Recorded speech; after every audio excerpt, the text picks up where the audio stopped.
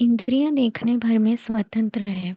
उनका स्थान मस्तिष्क के दूर है तथा बनावट भी भिन्न है।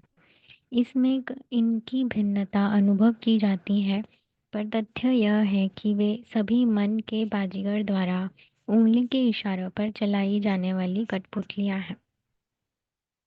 तो ये भी हमने कल पढ़ ही लिया था कि हम जो है इंद्रिय हमारे शरीर के ही अंग होते हैं, जैसे आँख, नाक, कान, जीह्वा, चमड़ी।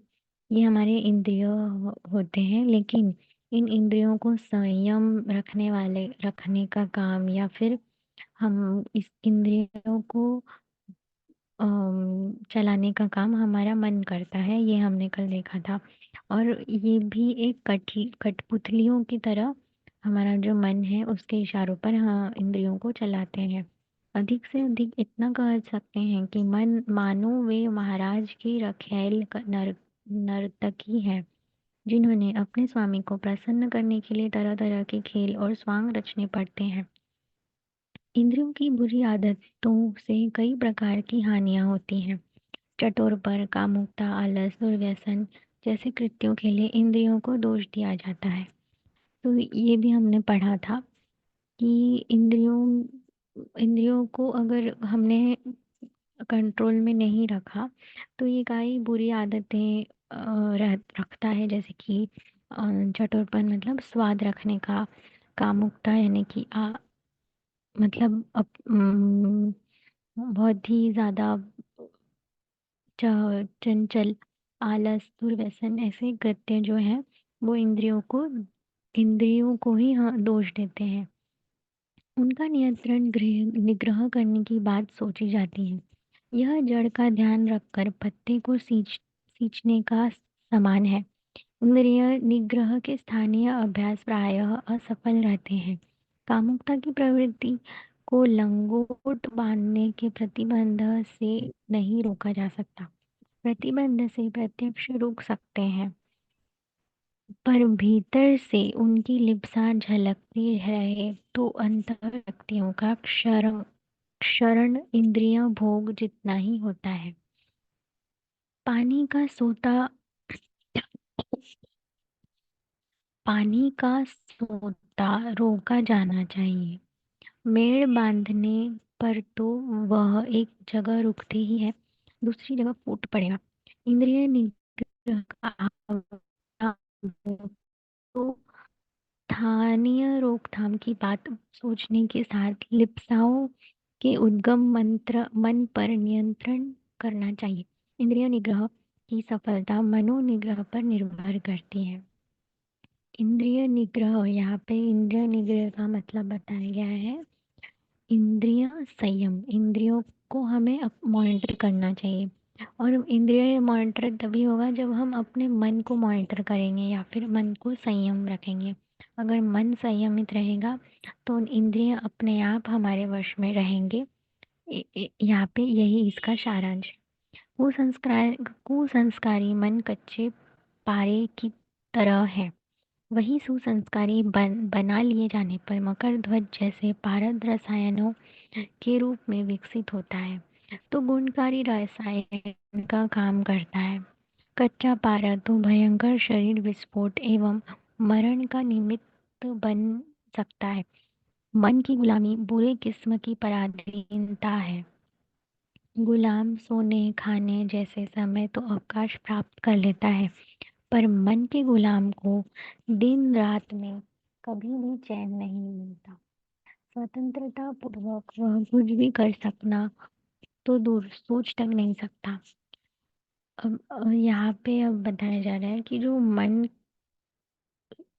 के जो गुलाम होते हैं, वैसे जो वैसे जो गुलाम होते हैं, जो सर्वेंट होते हैं, वो तो उनका नियमित समय होता है।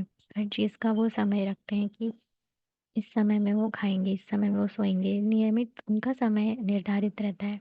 लेकिन जो मन के गुलाम होते हैं वो सदैव अपने मन के मुताबिक ही कार्य करते हैं और मन के मुताबिक वो चलते हैं। किसी दिन वो नहाएंगे, किसी दिन नहीं नहाएंगे, किसी दिन मन हुआ तो खाना खाएंगे, किसी दिन मन नहीं हुआ तो काम पे नहीं जाएंगे। ऐसे हम मन के मुताबिक रहते हैं और वो स्वतंत्रता पूर्वक कुछ भी नहीं कर सकते, वो सब मन के अधीन होते हैं। बंध मोक्ष का पतन बंध मोक्ष का पतन उत्थान का आधारभूत कारण मन है। बंध, यहाँ पे बंध का मतलब है बॉन्डेज। ये मनी की लिमिटनेस। मन के कारण हम अपना ही उत्पतन करते हैं और अपना ही उत्थान करते हैं, ये बताया गया। परिस्थितियों को बहुधा श्रेय या दोष दिया जाता है, वह लांछन मात्र है। यदि परिस्थितियां कारण रही होती तो उन परिस्थितियों के रहने वाले सभी न सही अधिकांश तो एक जैसा मार्ग अपनाना चाहिए था, पर वैसा होता कहाँ है।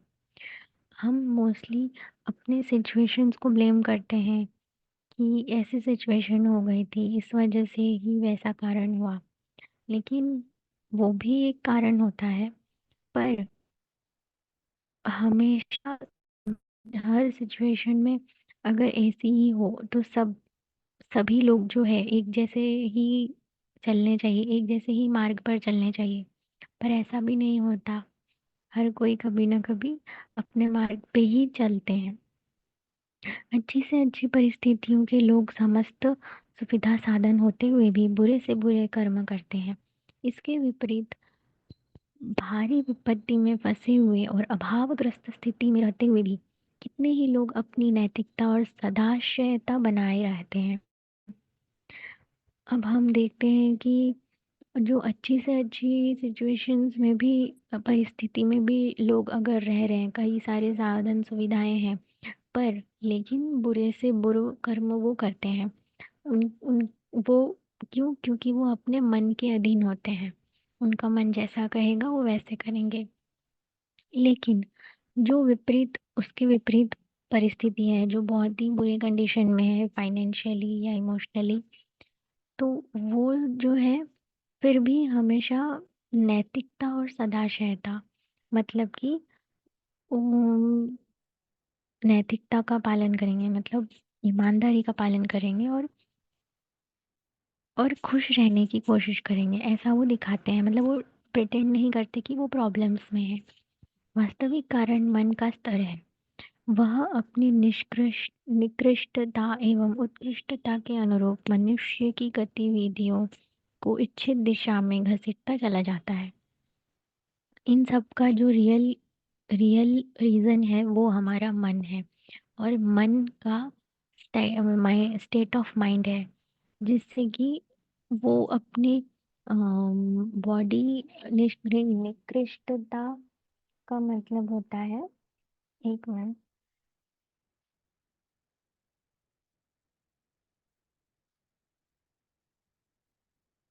निकृष्टता का मतलब होता है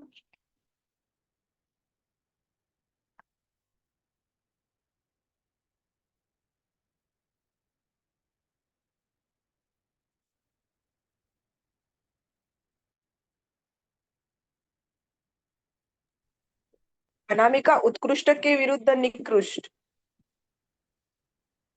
हाँ, वो सही है, उत्कृष्ट के विरुद्ध निकृष्ट होता है। तो आगे बढ़ते हैं।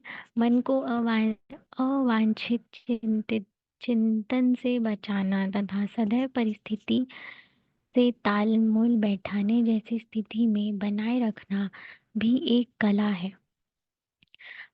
मानवी गरिमा इसी में है कि मानव योनि के उपयुक्त श्रेष्ठ चिंतन एवं सत्कार्यों से भरा जीवन जिया जाए। यह एक विडंबना ही है कि इस विभूति का समुचित उपयोग नहीं बन पाता।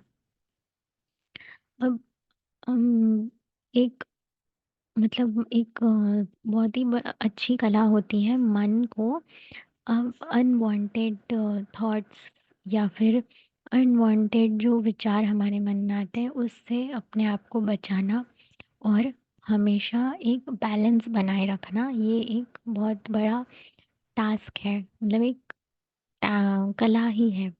और इसमें मानवीय गरिमा यही है कि अपने को एक श्रेष्ठ चिंतन और सत्कार्यों में ही अपना जीवन रखना चाहिए। मतलब अच्छे लेवल के थॉट, मतलब कि हमें ज़्यादा कि बुरे थॉट्स अपने माइंड में नहीं आने देना चाहिए, इस बात का ध्यान रखना चाहिए। मतलब हमें मेन अपने मन को अपने वश में करना चाहिए मीन्स उसकी कोशिश करनी चाहिए। यह प्रसिद्ध विचारक और चिंतन डॉक्टर वॉल्टर टॉपेल ने लिखा है, केवल मनुष्य ही रोता हुआ पैदा होता है, शिकायत करता हुआ जीता है और मरता है। अन्य प्राणियों को जीवन में न तो कोई परेशानी होती है और न समस्याएं। मनुष्य विचारशील और भाव प्रवण होने के कारण छोटी छोटी घटनाओं से प्रभावित होता है तथा उन पर अपनी प्रतिक्रियाएं व्यक्त करता है। ये प्रतिक्रियाएं अनुकूल कम होती है और प्रतिकूल अधिक होती है। यहाँ पे बता रहे हैं कि एक फेमस डॉक्टर थे, वॉल्टर टॉपेल। इन्होंने बताया कि मनुष्य जो है, मतलब इस भौतिक जीवन में मनुष्य अगर पैदा होता है तो हमेशा वो कुछ ना कुछ शिकायत करता रहता है अगर जिंदा रहता है, और उसके बाद शिकायत करते करते ही मर जाता है। लेकिन बाकी प्राणी जो है जीवन में, मनुष्य ही है जो इस तरह की शिकायतें और करता है। लेकिन जो दूसरे जीव है, दूसरे प्राणी हैं, वो कोई शिकायत नहीं करते और उनको ना ही कोई परेशानी होती है। मनुष्य जो है, जो सिर्फ एक मनुष्य ही है जो काफी ज्यादा अ, विचारशील होता है। विचारशील का मतलब है बहुत ही ज्यादा थॉटफुल होता है और इमोशनल होता है, और उसको छोटी छोटी जो घटनाएं हैं, हमारे इवेंट्स हैं जो लाइफ में होते हैं, उसको वो एक्सप्रेस करता है और उसके ऊपर रिएक्ट करता है। ये सिर्फ मनुष्य का ही व्यवहार है, ये केवल मनुष्य कर सकते हैं। समाज के प्रत्येक वर्ग में प्रत्येक स्थिति के व्यक्ति का यदि विश्लेषण किया जाए तो प्रतीत होगा कि हर कोई कहीं ना कहीं किसी न किसी कष्ट या समस्या से पीड़ित है। निर्धन व्यक्ति अपनी गरीबी से पीड़ित है तो समृद्ध और किन्हीं कारणों से, मतलब इस भौतिक जगत में हर कोई किसी न किसी कारण से पीड़ित है। जो निर्धन व्यक्ति है वो गरीब होने के लिए पीड़ित है, और जो अमीर व्यक्ति है वो, उसके पास कुछ अलग प्रॉब्लम्स रहती हैं। भौतिक सुख सुविधाओं से परेशान है, कोई भौतिक सुख सुविधाओं से परेशान है तो कोई मानसिक शांति न मिलने से परेशान है। आज के समय में तो ये समस्याएं और भी अधिक जटिल हो गई हैं। सभ्यता के विकास के साथ साथ और भी नई समस्याएं उत्पन्न होने लगी हैं। आज की मशीनी सभ्यता ने मनुष्य के लिए जो नई समस्याएं उत्पन्न की हैं उनमें प्रमुख है मानसिक तनाव। अभी यहाँ पे सबसे मेन बताया जा रहा है कि आजकल जो समस्याएं आती हैं, हर कोई कोई ना कोई फिज- भौतिक सुख दुख से परेशान है, या फिर कोई ना कोई मेंटली जो प्रॉब्लम्स हैं, स्ट्रेस है, उन सब से परेशान है। तो आज की जो सिविलाइजेशन है उसमें सबसे ज़्यादा मेन प्रॉब्लम जो है वो है मानसिक परेशानी, मानसिक दुख। आज की मशीनी सभ्यता के अनुसार, मशीन तो जो उनमें प्रमुख है मानसिक तनाव। यूं चिंताएं, विक्षोभ, दबाव और असफलता का दुख मनुष्य को सदा से परेशान करता है। पर मानसिक तनाव के कारण कई ऐसे रोग फैलने लगे हैं जिनका कारण शरीर में खोजे भी नहीं मिल पाता। अब मेन जो मेंटल स्ट्रेस होते हैं वो कैसे होते हैं? विक्षोभ मतलब स्ट्रेस, चिंता मतलब टेंशन, और ऐसे ही कुछ अभी आजकल साइंटिस्ट ने एक डिसीज का नाम दिया है जो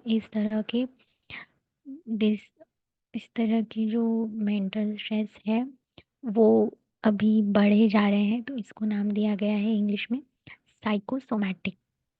ऐसे रोगों को अंग्रेजी में साइकोसोमैटिक रोग कहा जाता है।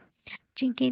साइकोसोमेटिक, अभी ये जो वर्ड है, ये दो वर्ड है यहाँ पे। साइक मतलब होता है हमारा माइंड, और सोमैटिक मतलब हमारा बॉडी। तो जो माइंड और बॉडी एक के बीच में जो इंटरकनेक्शन होता है, उस उसको यहाँ पे साइकोसोमेटिक कहा गया। और उसमें हमारे हमारे माइंड को काफ़ी सारा जो तकलीफ होती है, स्ट्रेस होता है, परेशानी होती है, उस वजह से ये डिसीज को नाम दिया गया है। चिकित्सक विज्ञान की नई नई शोधों और पद्धतियों ने के बल पर कुछ दशकों में जहां कई पुरानी बीमारियों पर पूरी तरह नियंत्रण प्राप्त कर लिया गया था, वहीं अब कुछ ऐसे रोग बड़ी तेजी से फैल रहे हैं जिनका पहले कभी नाम भी नहीं सुना गया था। तो अब यहाँ पे बताया गया कि वैज्ञानिकों ने कितने कई शोध किए और अभी भी शोध चल रहे हैं, जिसमें कि पुरानी बीमारियों का पूरी तरह से इलाज भी ढूंढ लिया गया था और उस पे कंट्रोल पा लिया गया था। पर अब और ऐसे नई बीमारियां आने लग गई हैं जिसका पहले कभी नाम भी नहीं सुना था। तो विशेषज्ञों के अनुसार उन रोगों को सभ्यता के रोज राज रोग कहा गया है, और ऐसे रोगों को किंग ऑफ डिसीजेस कहा गया है, मतलब किंग डिसीज कहा गया है। उनका कहना है कि मन पर पड़ने वाले दबाव और मानसिक तनाव के कारण ही ये रोग उत्पन्न होते हैं। अब जो हमने अभी पढ़ा, साइकोसोमैटिक टर्म जो हमने पढ़ा, उसका मतलब यहाँ पे यही है कि अम, हमारा माइंड पे अगर ज़्यादा स्ट्रेस बढ़ेगा, दबाव बढ़ेगा, मानसिक तनाव आएगा, तो उसका असर हमारे के बॉडी पर पड़ेगा। उससे हमें डाइजेस्टिव इश्यूज होंगे, उससे हमें कई हार्ट हार्ट प्रॉब्लम्स होंगी, मेन, और कभी कभी तो स्ट्रोक आने के भी चांसेस हो सकते हैं। तो यही बताया गया है कि मानसिक तनाव के कारण ही ये रोग उत्पन्न होते हैं। विज्ञान की भाषा में मन शरीर का कोई अवयव नहीं है। वैज्ञानिकों के अनुसार जिसे मन कहा जाता है वह मस्तिष्क की शक्तियों का ही विशिष्ट प्रकार से होने वाला प्रक्षेपण है। अब यहाँ पे अब तक हम पढ़ रहे थे कि माइंड, मानसिक तनाव के कारण ही डिसीजेस होती हैं, मतलब हमारे माइंड की वजह से ही हमें परेशानियां होती हैं। पर अब साइंस की भाषा में देखा जाए तो मन, माइंड ऐसा कोई बॉडी में ऑर्गन ही नहीं है। अवयव मतलब ऑर्गन। तो फिर मन क्या है? मन क्या है? वैज्ञानिकों के अनुसार मन जो है वो हमारे ब्रेन के पावर से प्रोजेक्ट होने वाला एक एक प्रकार का प्रोजेक्शन ही है, सॉरी, मतलब माइंड के पावर्स जो प्रोजेक्शन थ्रो करते हैं उसी को, सॉरी, ब्रेन की पावर्स जो हम प्रोजेक्शन थ्रो करते हैं उसी को माइंड कहते हैं। मतलब ब्रेन के पावर को ही माइंड कहते हैं। मनुष्य के शरीर द्वारा संपन्न होने वाले सभी गतिविधियाँ क्रियाकलापों का संचालन मन द्वारा किया जाता है। मतलब उसी माइंड के पावर्स के द्वारा ये सभी गतिविधियाँ होती है, ये हम सबको ही पता है, यह तो सर्वविदित है। शरीर के द्वारा कुछ कार्यों तो मनुष्य अपनी इच्छानुसार करता है, जैसे चलना, उठना, बैठना, सीखना, पढ़ना, लिखना, पढ़ना। इनके अतिरिक्त शरीर में कई ऐसी प्रक्रिया भी चलती है जिनका मनुष्य अपनी इच्छानुसार नियंत्रण नहीं कर सकता, जैसे पाचन क्रिया, रक्त परिभ्रमण, हृदय संपदन, स्पंदन, नाड़ी चलना आदि। तो हम तो ये जानते ही हैं कि शरीर के द्वारा कुछ ऐसे अनैच्छिक, मतलब कुछ वॉलेंटरी एक्शंस होते हैं और कुछ इनवॉलेंटरी एक्शंस होते हैं।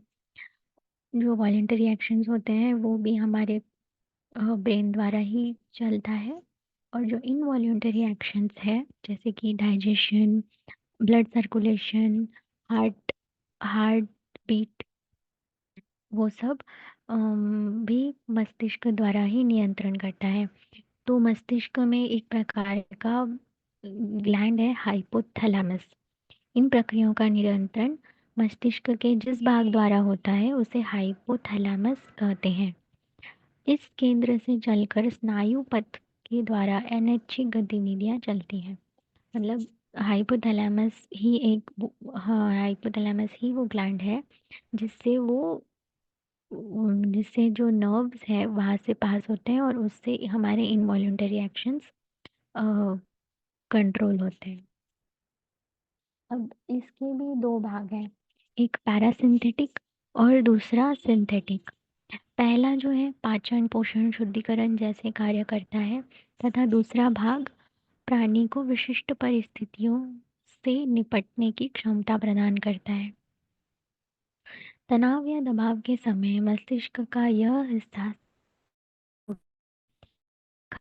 आसक्त होने पर इसके कारण रक्तचाप बढ़ जाता है, दिल की धड़कन तेज हो जाती है, हृदय से अत्यधिक रक्त प्रवाहित होने लगता है, भीतरी अवयवों में से हटकर रक्त मांसपेशियों की ओर आने लगता है, रक्त में शर्करा की मात्रा बढ़ जाती है और शरीर से एड्रेनलिन नामक रसायन की भी प्रभावित होने लगता है।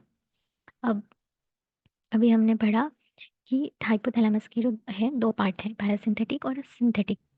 तो फर्स्ट पार्ट जो है पैरासिम्पैथिक वो डाइजेशन और डिटॉक्सिफिकेशन का काम करता है, लेकिन जो दूसरा भाग है सिंथेटिक, वो अलग अलग सिचुएशंस में अपने आप को अलग अलग सिचुएशंस में अपने आप को कैपेसिटी शो करने का काम करता है। कि जैसे कि कुछ तनाव हो जाता है या किसी प्रकार का स्ट्रेस हो जाता है, तो उसमें हमारा ब्रेन का जो ये हिस्सा है सिंथेटिक पार्ट हाइपोथैलेमस का, वो एक्टिव हो जाता है। और जैसे कि कोई डेंजरस सिचुएशन आ रही है तो उसमें क्या होता है, ब्लड सर्कुलेशन जो है वो बढ़ जाता है, ब्लड प्रेशर बढ़ जाता है, हार्ट बीट तेज़ हो जाती है और जो हमारा हृदय है वो काफ़ी ज़्यादा फास्ट हो जाता है। और अंदर के जो हमारे वाइटल ऑर्गन्स है वो उसमें जो ब्लड सर्कुलेशन होना चाहिए वो उससे हटकर मांसपेशियों की ओर चलने लगते हैं, हमारे मसल्स में चले जाते हैं और ब्लड का जो शुगर लेवल है वो बढ़ जाता है। और शरीर से और बॉडी से एक प्रकार का एड्रेनलिन एक हार्मोन है वो सिक्रेट होता है। और ये सब परिवर्तन अन्य संकटों से जूझने के लिए होता है। और ये सारे जो चेंजेस होते हैं उस सिचुएशन से हमें टैकल करने के लिए होते हैं। ये इनवॉलेंटरी है, मतलब ये ऑटोमेटिक है। लेकिन जब साधारण सी बातों लेकिन जब साधारण सी बातों को लेकर भी चिंतित हुआ जाने लगता है तो ये भी परिवर्तन होता है। ये कोई एक डेंजरस सिचुएशन आ गई तो होता है, लेकिन अगर बहुत ही नॉर्मल सी चीज़ है उस पे भी हम ज़्यादा टेंशन लेते हैं, ज़्यादा स्ट्रेस लेते हैं, तो उस टाइम भी यही एक्टिविटी होती है। तो भावनाओं की शरीर पर क्या प्रतिक्रिया होती है, इसका यह एक छोटा सा उदाहरण। प्रकृति ने भावनाओं का शरीर से यह संबंध विशिष्ट उद्देश्य से जोड़ा है। वह उद्देश्य यह है कि प्राणी का शरीर परिस्थितियों के अनुरूप ढल सके। कुछ घटनाओं और भावनाओं के शरीर पर होने वाली प्रतिक्रियाओं को समझा जा सकता है। डर के कारण पेशाब छूट जाना, घबराहट से पसीना छूट जाना, चिंता के कारण भूख न लगना, तमा उठना, परेशानी से नींद आना और लज्जा के मारे लाल हो जाना, चेहरा झुका लेना आदि स्थितियां दर्शाती है कि भावनाओं का प्रभाव मनुष्य शरीर के रक्त प्रवाह और अंदरूनी हलचलों पर अनिवार्य रूप से पड़ता है। सो ये सारे जो बॉडीली चेंजेस हैं ये जो है ऑटोमेटिकली हमारे बॉडी में होते हैं। और ये इससे हमारे चेहरे पर ही साफ दिखता है कि हम काफ़ी ज़्यादा स्ट्रेस में हैं या टेंशन में हैं, हमारी बॉडी इन सब चीज़ तरीक़ों से रिएक्ट करती है। पसीना छूटने से पता चलता है कि भावनाएं शरीर की उन ग्रंथियों को प्रभावित कर रही हैं जो पसीना छोड़ने का काम करती हैं। बहुत बुरी खबर सुनने या मानसिक आघात पहुंचने पर घबरा उठने के साथ मूर्छित तक हो जाने की स्थिति दर्शाती है कि मस्तिष्क का क्रियाकलाप भी भावनाओं से प्रभावित है। ये सब स्थितियां एक बात की द्योतक है कि परिस्थितियां भावनाओं को जन्म देती हैं। मतलब अब यहाँ से हम पढ़ते हैं कि हमारा जो बॉडी अलग अलग तरह से जो रिएक्ट करती है, इन सब से हमें यही चीज़ समझ में आती है कि जो सिचुएशंस है वो इमोशंस को बर्थ देती है। मतलब वो ही इमो सिचुएशंस ही इमोशनल होने का कारण होते हैं। नेक्स्ट है, और भावनाएं शारीरिक प्रतिक्रियाओं को, और जो भावनाएं होती हैं वो फिर शारीरिक प्रक्रियाओं को कारण बनती हैं। परिस्थिति विशेष से निपटने के लिए शरीर में होने वाले ये परिवर्तन प्रकृति की बहुत ही उपयोगी व्यवस्था होती है। और ये सारे चेंजेस इसीलिए होते हैं, ये सारे नेचुरल चेंजेस हैं जो कि हमें सिचुएशन से टैकल करने के लिए हमारे बॉडी में नेचुरल रूप से होते हैं।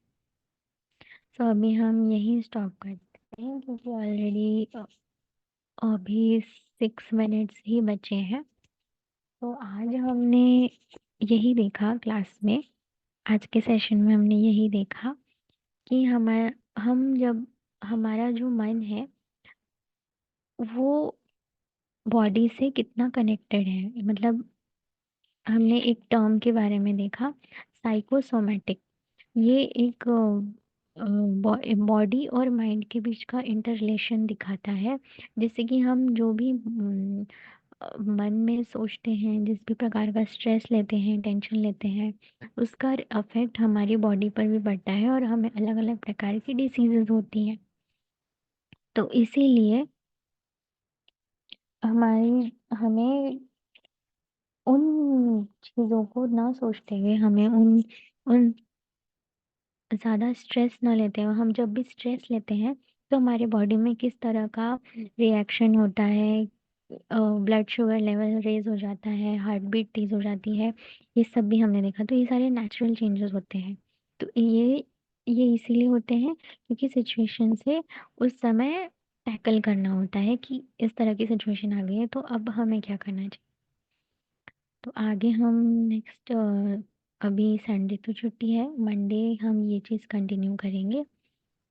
तो आज के सेशन में कोई कुछ ऐड करना चाहते हैं इसमें?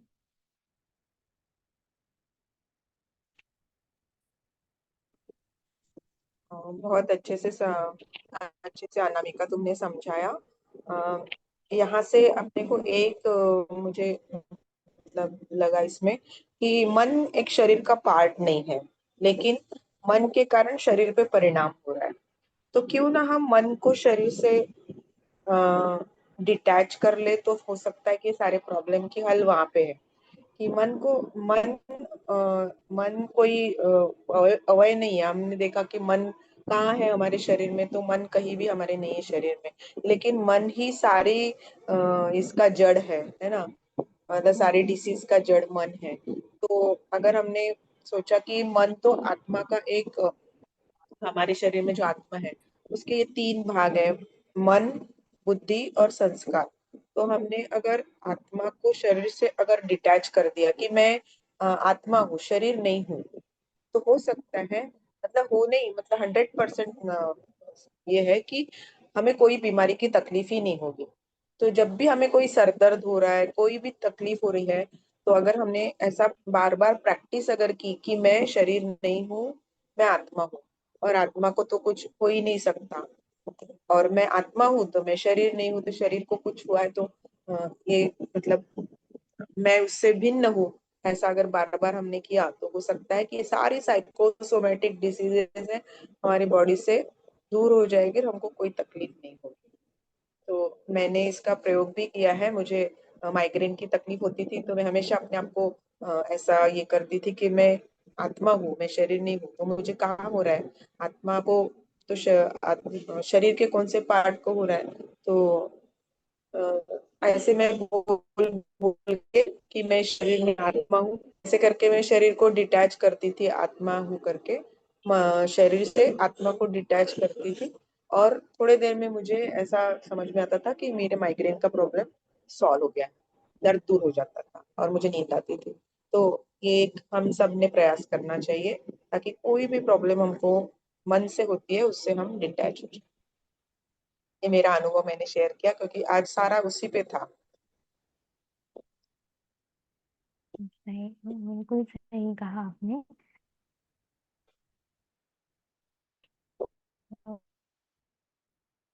तो करते हैं, 2 ही मिनट बचे हैं। इसके पहले और भी कुछ ऐड करना चाहते हैं तो